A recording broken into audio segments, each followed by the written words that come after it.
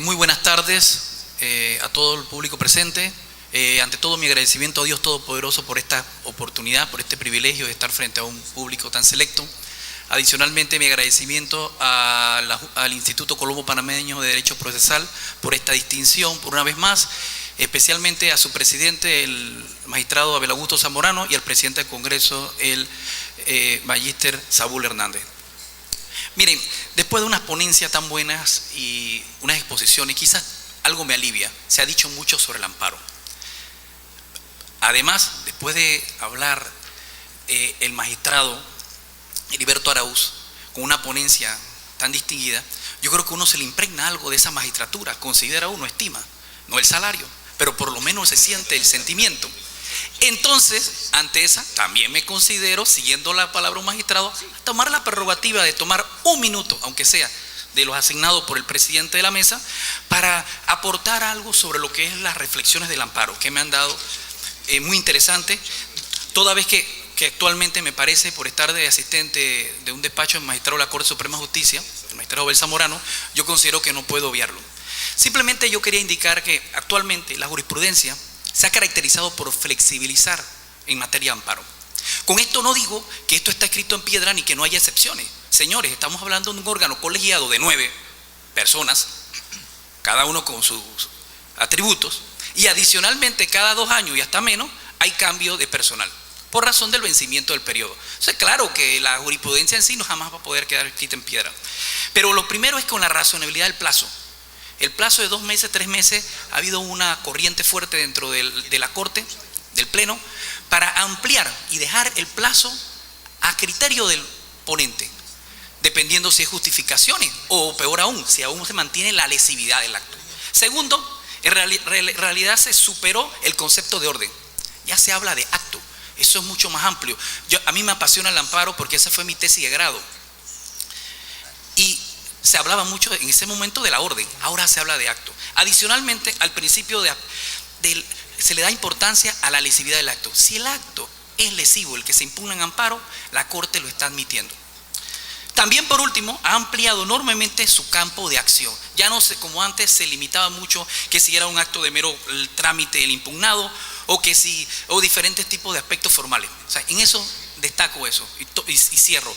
No podía decir, es decir, hay una flexibilidad amplia, me parece a mí, si comparamos en los últimos años por el Pleno de la Corte. Por supuesto, habrá fallos que quizás contradigan lo que yo digo, pero mayoritariamente van en este sentido. Bueno, me corresponde hablar, ante todo, un pensamiento. La virtud es una disposición voluntaria adquirida que consiste en un término medio entre 2 extremos malos, el uno por exceso y el otro por defecto. Los extremos jamás son malos y verán por qué lo digo. El amparo contra actuaciones del proceso arbitral. Ese es nuestro tema.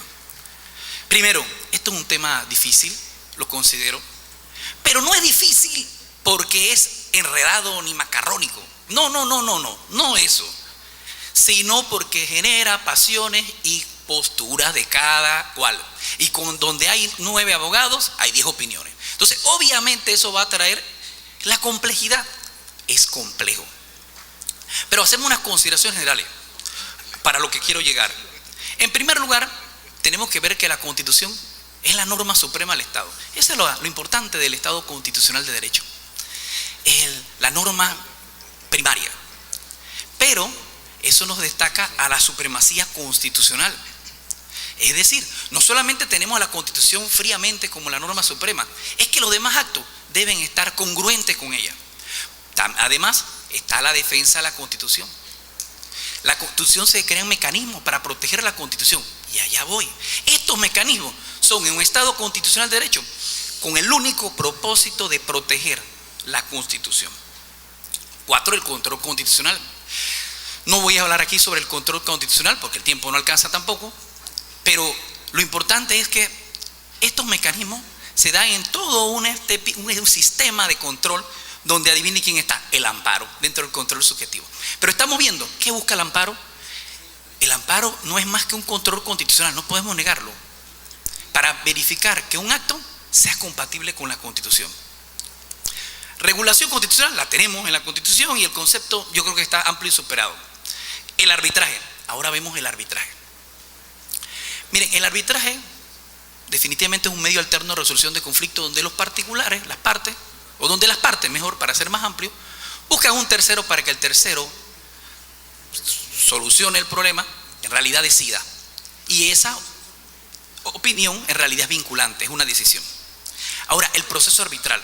¿Por qué pongo énfasis en el proceso arbitral? Porque es que el tema es sobre los amparos contra los procesos arbitrales, contra todas las decisiones o actuaciones dentro del proceso arbitral.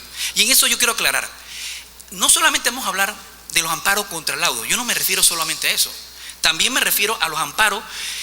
Desde antes que se conforme el tribunal arbitral se toman decisiones como el nombramiento de los árbitros, se toman también decisiones como la admisión de la demanda, se tiene que tramitar esa solicitud, además las medidas cautelares y las órdenes preliminares que tramitan los árbitros, la ejecución de estas medidas y órdenes preliminares, la sustanciación del próximo proceso, fijan audiencia, admisión, práctica de prueba y por último la expedición del laudo. Y no termina ahí, puede haber aclaraciones. Estamos viendo toda la gama de actuaciones que pudieran entonces ser objeto de amparo.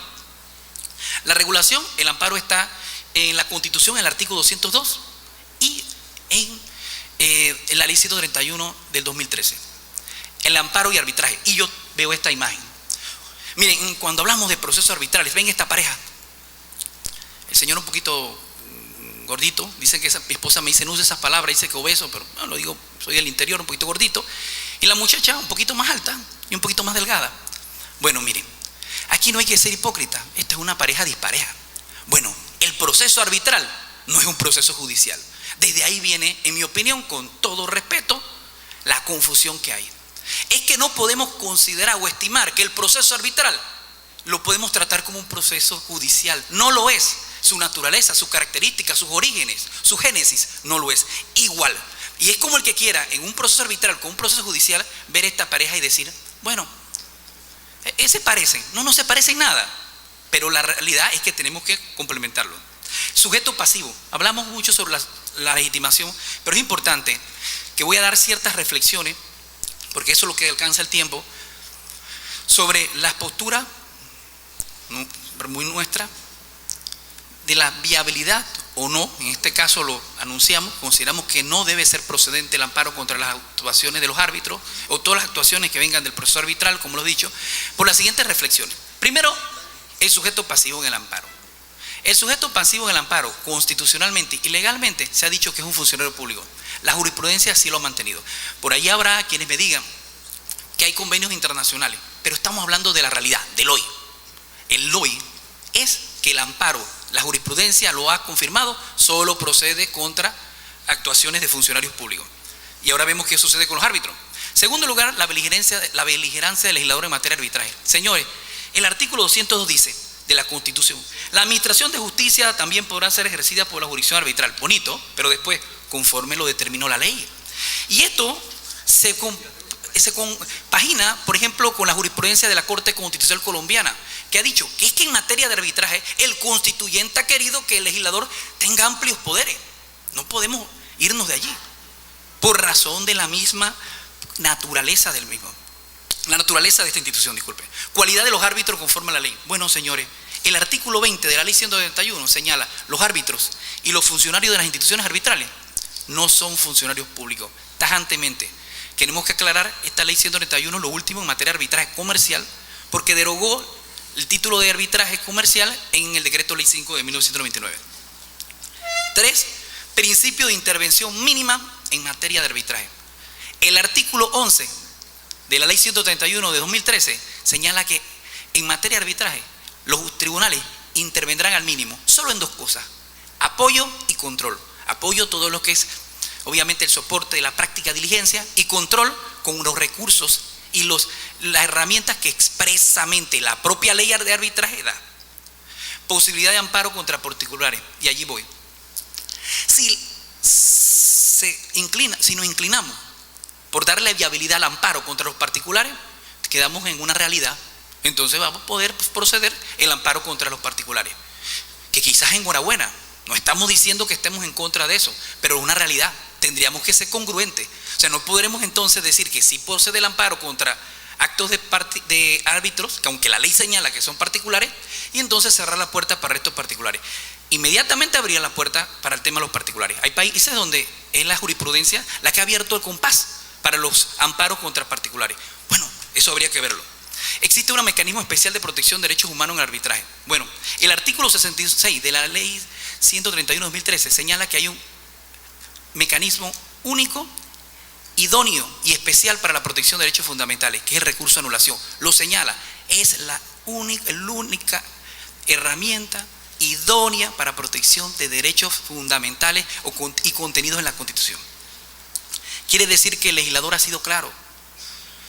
Bueno, la naturaleza jurídica del arbitraje, señores, el arbitraje diferencia. Por eso es que le decía al gordo, el señor obeso y la joven, la dama alta, esa pareja dispareja. Igual acá, el arbitraje se basa en el principio de autonomía de la voluntad de las partes. Es un contrato que se basa en que dos personas quisieron sustraer su problema, su conflicto de la justicia ordinaria, para no ir allá. Esa es la realidad. La jurisprudencia, ya estamos terminando. La jurisprudencia. Miren, en tema de jurisprudencia yo sí hago un llamado de atención. Es difícil porque cuando uno tiene magistrados, muchos magistrados al frente, no es fácil decir las cosas. Y tienen que darme en cuestión unos segundos de más porque tenemos que adornarla para que suenen mejor. Miren, la Corte Suprema creo yo que debe de aprender de la historia, de los antecedentes. La Corte Suprema tuvo una postura dura, rígida, conservadora frente al amparo.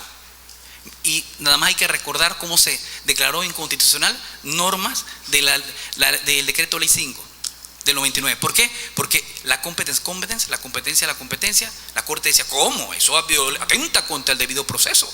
¿Cómo un tribunal arbitral va a decidir su propia competencia? Señores, es porque es un proceso que se basa en el principio de autonomía de voluntad de las partes. Pero no importa. ¿Qué sucedió en el 2004?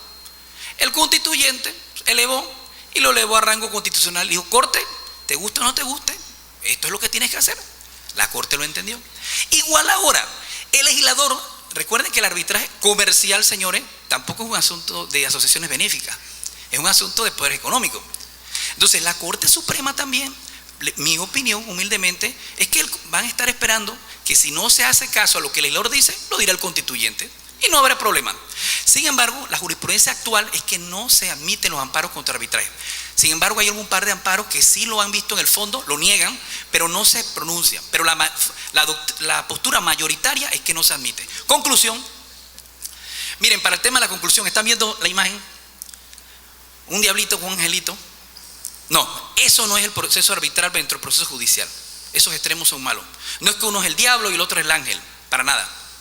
Son dos procesos que responden a diferentes elementos, génesis y necesidades. Dos, tienen que saber complementarse. Son distintos. Pero no podemos obviar eso. Porque si obviamos la importancia del proceso arbitral y que es distinta a la naturaleza, vamos a desnaturalizar la institución.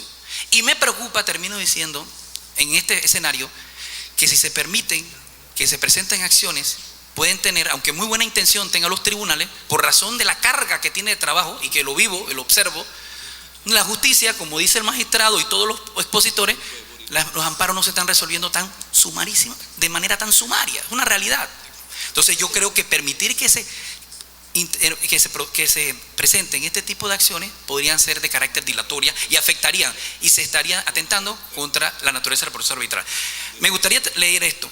Puesto Mahatma Gandhi, puesto que yo soy imperfecto y necesito la tolerancia y la bondad de los demás, también he de tolerar los defectos del mundo hasta que pueda encontrar el secreto que me permita ponerle remedio.